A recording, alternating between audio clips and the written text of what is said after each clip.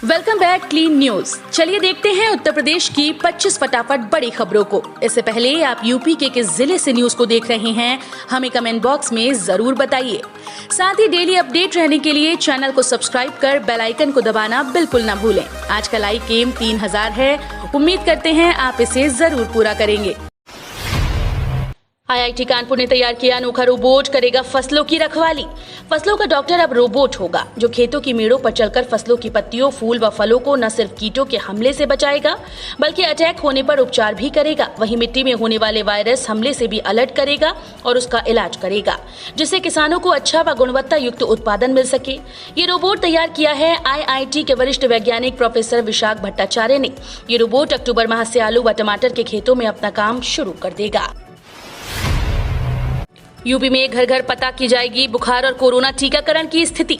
महाराष्ट्र, केरल समेत कुछ अन्य राज्यों में कोरोना के बढ़ते मामलों से सतर्क उत्तर प्रदेश की योगी सरकार ने 7 सितंबर से 10 दिवसीय विशेष सर्विलांस अभियान चलाने का फैसला किया, जिसके तहत घर घर जाकर बुखार और कोरोना टीकाकरण की स्थिति का पता लगाया जाएगा।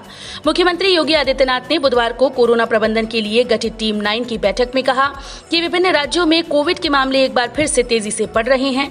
कोविड प्रोटोकॉल का कड़ाई से पालन किया जाना बहुत जरूरी है। हमें सावधान रहना होगा, अतिरिक्त सावधानी बरतनी होगी। 8 साल तक नोएडा प्राधिकरण में तैनात अधिकारियों की होगी जांच, बनी स्पेशल टीम। सुपरटेक एमरोल्ड मामले में अब नोएडा प्राधिकरण के अधिकारियों पर भी कार्रवाई की तलवार लटक गई। 2004 से 2012 तक तैनात रहकर नियमों को नहीं मानने वाले अधिकारियों कर्मचारियों की जांच कर कार्रवाई के निर्देश दिए। इसके अलावा बिल्डर के खिलाफ भी प्राधिकरण कार्रवाई करेगा। मुख्यमंत्री योगी आदित्यनाथ ने नोएडा के सुपरटेक एमरोल्ड कोर्ट प्रकरण में सुप्रीम कोर्ट के आदेशों का पालन कराने के निर्देश दिए। शासन स्तर पर विशेष जांच समिति गठित की। उक्त प्रकरण की गहन जांच कराकर दोषी अधिकारी के खिलाफ भी कार्रवाई कर आपराधिक केस दर्ज करने के निर्देश दिए हैं। नोएडा में बनेगा प्रदेश का पहला हैंडीक्राफ्ट पार्क, मिलेगा 22,000 को रोजगार। राष्ट्रीय राजधानी क्षेत्र दिल्ली से सटे जेवर एयरपोर्ट के पास बन रहे उत्तर प्रदेश के पहले हैंडीक्राफ्ट पार्क में 403 करोड़ रुपए का निवेश होगा। इस पार्क में अब तक 76 उद्यमियों ने जमीन ली है और यहां 22,000 से ज्यादा लोगों को रोजगार मिलेगा। इन उद्योगपतियों के पार्क में किए जा रहे निवेश से 22,144 लोगों को स्थायी रोजगार मिलेगा। पीएम के संसदीय क्षेत्र में सीएम योगी का पर्यटन के क्षेत्र को नई सौगात। प्रधानमंत्री का संसदीय क्षेत्र वाराणसी पर्यटन के क्षेत्र में रोज नए आयाम कायम कर रहा है। सीएम योगी आदित्यनाथ ने काशी के गंगा में चलने वाली क्रूज का दायरा बढ़ा दिया। अब ये क्रूज काशी से मिर्जापुर जिले तक जाएगी। पर्यटकों को चुनार का किला भी दिखाएगी, शूलकंठेश्वर महादेव मंदिर के दर्शन भी कराएगी। लाइव म्यूजिक और बनारसी खान पान के साथ गंगा की लहरों पर क्रूज का आनंद ले सकते हैं। हाई स्कूल और इंटरमीडिएट में एडमिशन लेने वाले छात्रों के लिए महत्वपूर्ण खबर। यूपी बोर्ड हाई स्कूल और इंटरमीडिएट वर्ष 2022 के प्राइवेट छात्रों के लिए नगर में 7 केंद्र बनाए गए हैं। छात्र यहां से फॉर्म लेकर यहीं जमा कर सकते हैं। विदेशी, दूसरे राज्यों व अन्य बोर्ड के छात्र जीजीआईसी चुन्नीगंज से फॉर्म भर सकते हैं। जिला विद्यालय निरीक्षक सतीश कुमार तिवारी ने बताया कि प्राइवेट फॉर्म भरने के लिए सभी तहसीलों में एक सेंटर बनाया गया है। काशी से चुनार के बीच 5 सितंबर से चलेगा क्रूज, सप्ताह में एक दिन होगा संचालन। काशी से चुनार के बीच 5 सितंबर से क्रूज का संचालन शुरू होने जा रहा है। पर्यटकों को लेकर सप्ताह में एक दिन रविवार को क्रूज काशी से चुनार पहुंचेगा और उसी दिन वापस भी आ जाएगा।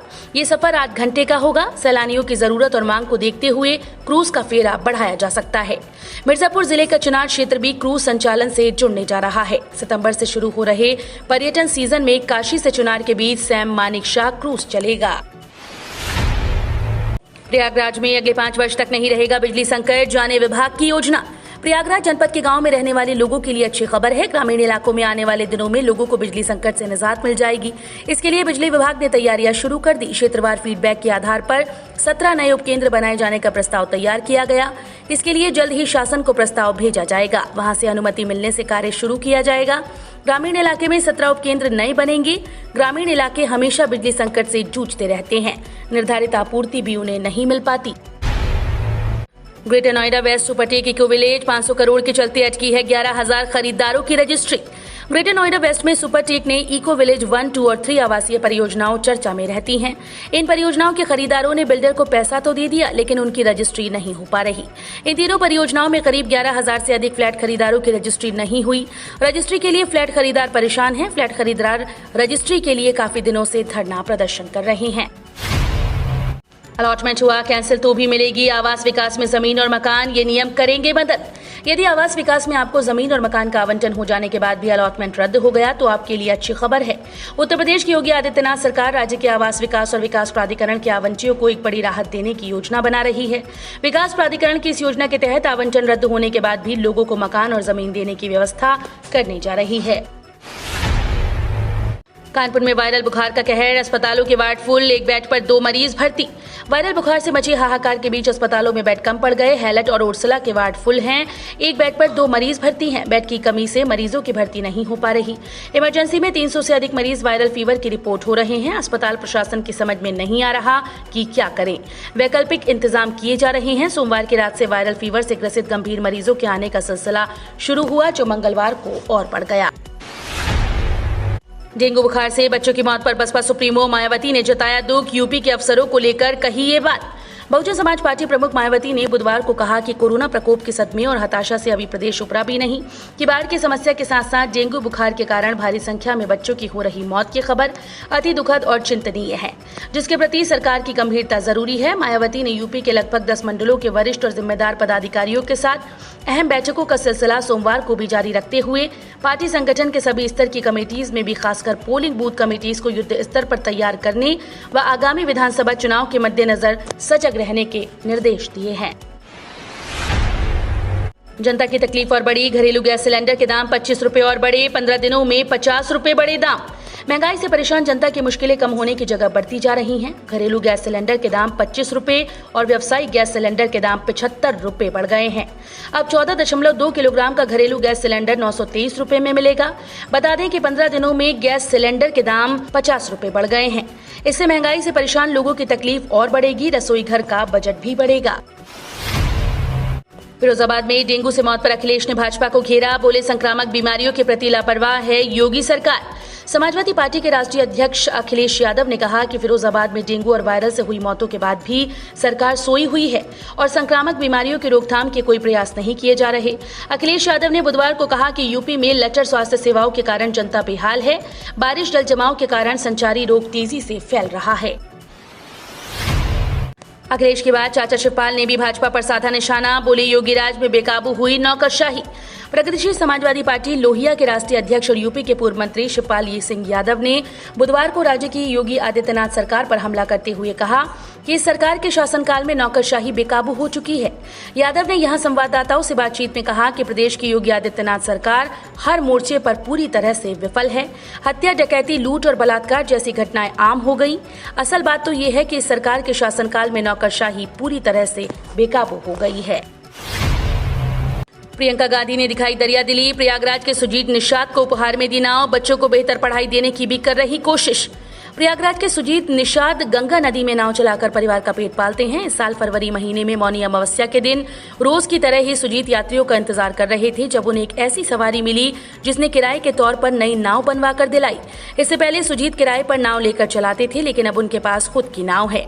11 फरवरी को यानी मौनी अमावस्या के दिन संगम तट पर जिस यात्री ने उनकी किस्मत बदली वो कांग्रेस महासचिव और उत्तर प्रदेश प्रभारी प्रियंका गांधी हैं। पीएनबी खाता धारकों की बल्ले बल्ले, जल्द उठाएं 10 लाख रुपए का फायदा। कोरोना संक्रमण काल में आम लोगों से लेकर कारोबारियों तक को भारी आर्थिक नुकसान भुगतना पड़ा है, जिसे पूरा करने का हर कोई एड़ी से चोटी तक का जोर लगा रहा है। इतना ही नहीं, नुकसान की भरपाई करने को केंद्र और राज्य सरकार भी लोगों की हर तरह से मदद कर रही है। इस बीच अगर आप पंजाब नेशनल बैंक के खाता धारक हैं तो ये खबर आपके ही बड़े काम की है।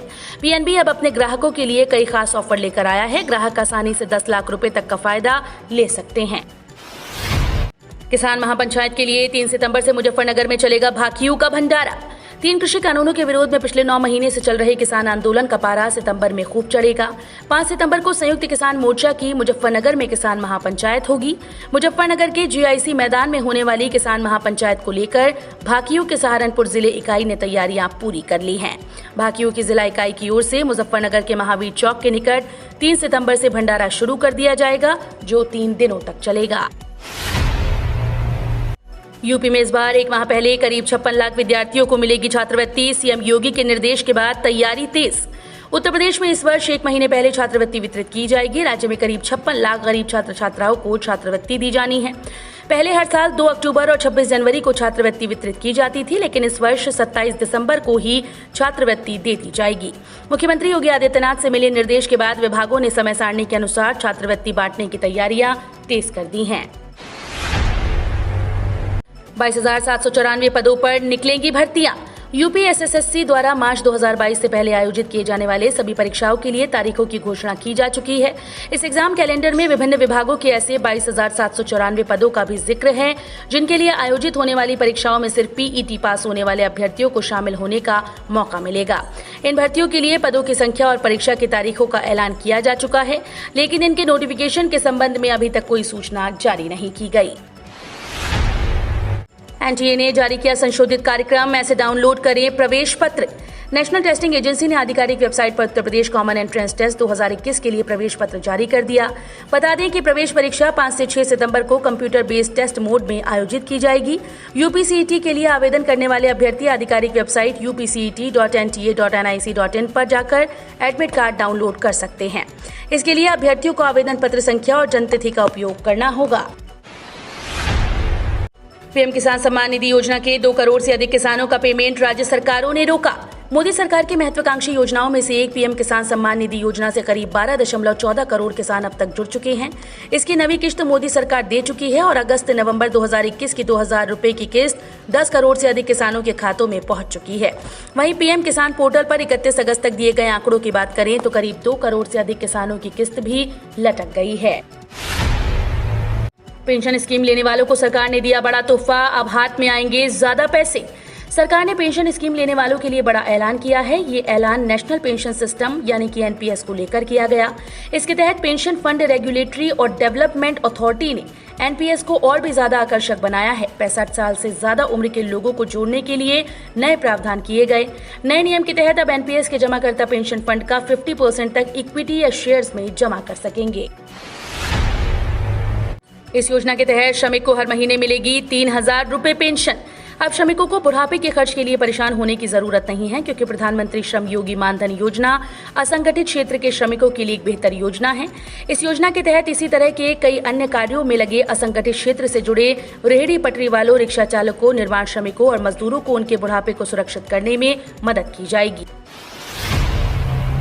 सौर ऊर्जा उत्पादन क्षमता पहली तिमाही में 2,488 मेगावाट बढ़ी, 3 साल में सर्वाधिक। मैनकॉम इंडिया रिसर्च के अनुसार अप्रैल-जून 2021 तिमाही के दौरान भारत की सौर ऊर्जा उत्पादन क्षमता 12 गुना बढ़कर 2,488 मेगावाट हो गई। समीक्षाधीन तिमाही में क्षमता वृद्धि जनवरी-मार्च 2021 में स्थापित 2,090 मेगावाट की तुलना में 19% अधिक है। अनुसंधान कंपनी ने अपनी quarter 2 2021 India solar market update report में ये जानकारी दी। हम रोज ऐसे ही न्यूज लाते रहेंगे। यदि आपने अभी तक क्लीन न्यूज यूपी को सब्सक्राइब नहीं किया है तो फटाफट सब्सक्राइब कर लें। साथ ही बेल आइकन को प्रेस करना बिल्कुल ना भूलें ताकि लेटेस्ट अपडेट मिस ना हो।